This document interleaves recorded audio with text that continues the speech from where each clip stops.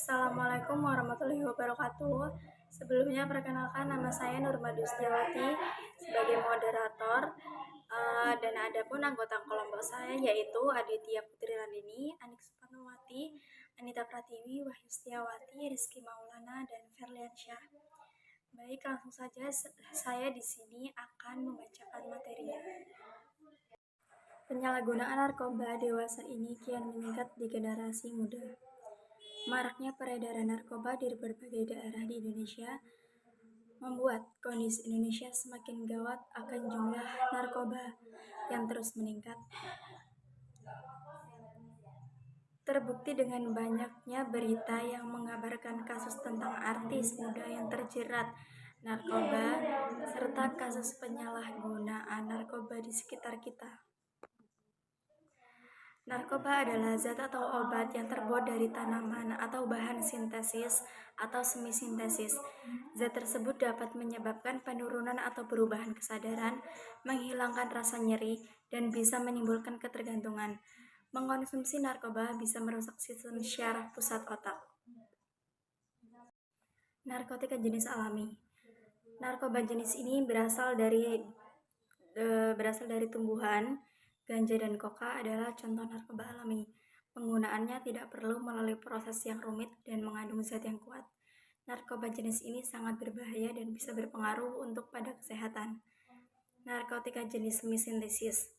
Narkotika jenis alami jika sudah diolah akan menghasilkan jenis narkoba semi-sintesis. Contoh narkoba jenis ini adalah morfin, heroin, dan kodein. Narkotika jenis sintesis. Jenis narkoba ini dibuat melalui proses yang rumit. Narkoba sintesis bisa digunakan untuk pengobatan dan penelitian. Contoh jenis narkoba ini adalah amfetamin dan dexmamfetamin. Jenis narkoba yang paling berbahaya. Jenis narkoba yang paling berbahaya adalah jenis narkoba golongan 1 karena menimbulkan efek ketergantungan. Ganja, koka, dan opium masuk dalam kategori narkoba golongan 1. Berdasarkan efek yang ditimbulkan terhadap pemakainya, narkoba dikelompokkan sebagai berikut. Yang pertama, aditif, yaitu efek dari narkoba yang menimbulkan kecanduan. Seseorang yang sudah mengkonsumsi narkoba biasanya akan ingin dan ingin lagi, karena zat tertentu dalam narkoba mengakibatkan seorang cenderung bersifat pasif. Karena secara tidak langsung narkoba memutuskan saraf-saraf dalam otak, contohnya ganja, heroin, dan putau. Depresen, yaitu efek dari narkoba yang bisa menekankan sistem saraf pusat dan mengurangi aktivitas fungsional tubuh, sehingga pemakai merasa tenang, bahkan tertidur tidak sadarkan diri. Contohnya putau. Berikutnya adalah jenis narkoba stimulan, yaitu efek dari narkoba yang bisa mengakibatkan kerja organ tubuh seperti jantung dan otak lebih cepat dari biasanya, sehingga mengakibatkan penggunaan lebih bertenaga serta cenderung membuatnya lebih senang dan gembira untuk sementara waktu.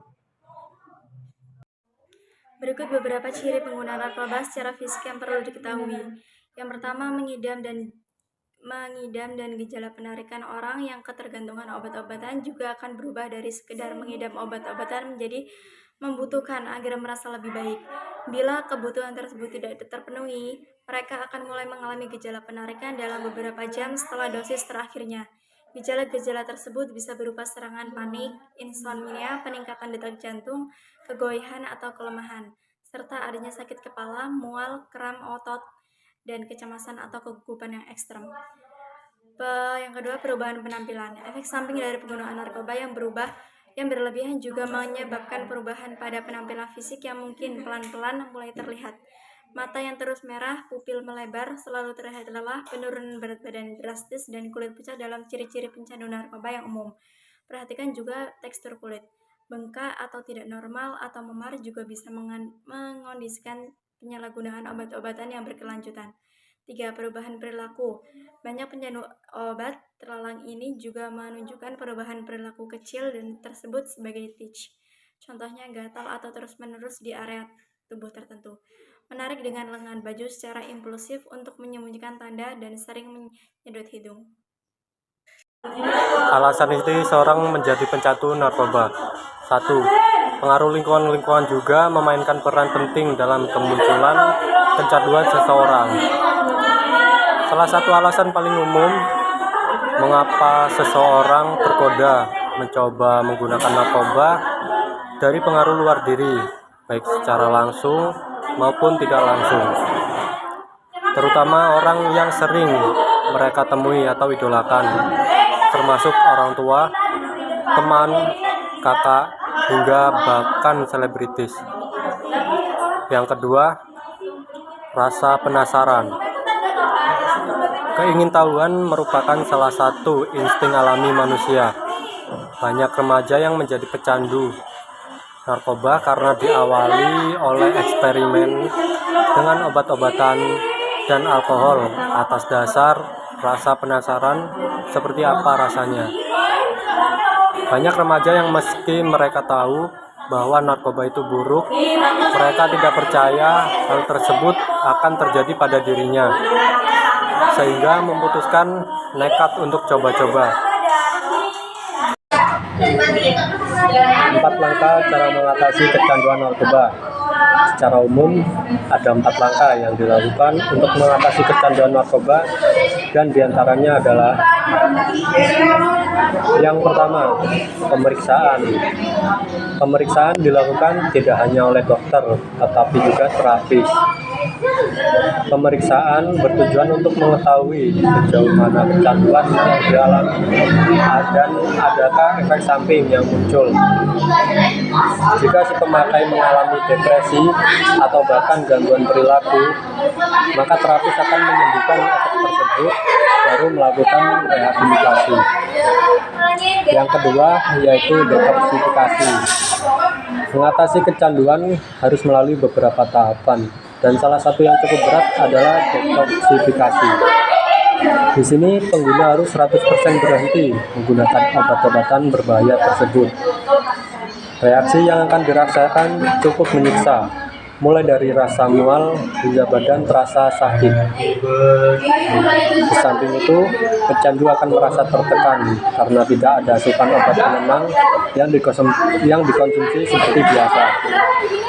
Selama proses detoksifikasi, dokter akan meringankan efek yang tidak mengenakan tersebut dengan memberikan obat. Di samping itu, pecandu juga harus memperbanyak minum air agar tidak terkena dehidrasi serta mengkonsumsi makanan bergizi untuk memulihkan kondisi tubuh. Lamanya proses ini sangat bergantung pada tingkat kecanduan yang dialami serta tekad yang dimiliki oleh si pemakai untuk sembuh. Yang ketiga yaitu stabilisasi.